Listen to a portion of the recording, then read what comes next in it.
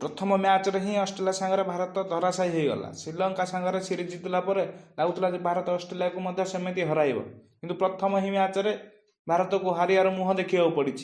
चलन जानिया तीनोटी बड़ कारण जहाद्वारा भारत प्रथम मैच ही हारीगला। कारण नंबर 1, रोहित शर्मा चलिले नहीं। मैच रे देखा जाउछि रोहित शर्मा जो मैच रे भल खेलती से मैच को भारत भल भाव जीति जाए। यही मैच रे मध्य सेमिति हला।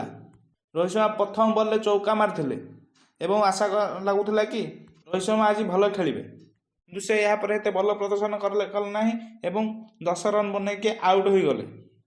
यह हूँ प्रथम कारण। कारण नंबर 2, रोहित शर्मा आउट होला परे शिखर धवन और राहुल भल पार्टनरशिप करथिले, किंतु 134 नंबर स्कोर रे शिखर धवन एक भूल शॉट खेली एवं आउट होते। से 74 रन बनैकी पाविलियन फेरी जाइथिले। यहाँ पर सब बाहर कोहली ऊपर आसला एवं समस्ते विश्वास करथिले कि कोहली भल खेलिबे, स्कोर को बहुत आग को नहीं जाए बोली, किंतु समस्त विश्वास पानी रे फुटीगला। कोहली जाम्पा को प्रथम बॉल छक्का मारी, किंतु द्वितीय बॉल छक्का मारे चेष्टा कर जाए आउट हो गले। से केवल 16 रन ही बनई पारे। यह हूँ कारण नंबर 2। कारण नंबर 3, खराब बैटिंग पर भी कौन बॉलर चकमा देखई पारे नहीं।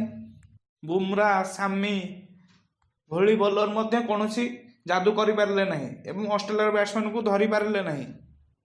स्पिनर भी मध्य किसी कमाल कर पारे नहीं। ऑस्ट्रेलिया 2 ओपनर खोलारे खेले और मैच को जितई नेले। यह थिला हारियार मुख्य कारण। एबे देखिया को पड़ियो जे परवर्ती मैच रे भारत कौन करूची एवं सीरीज को मोड़।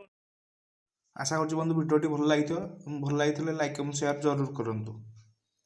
रहुची। जय हिंद।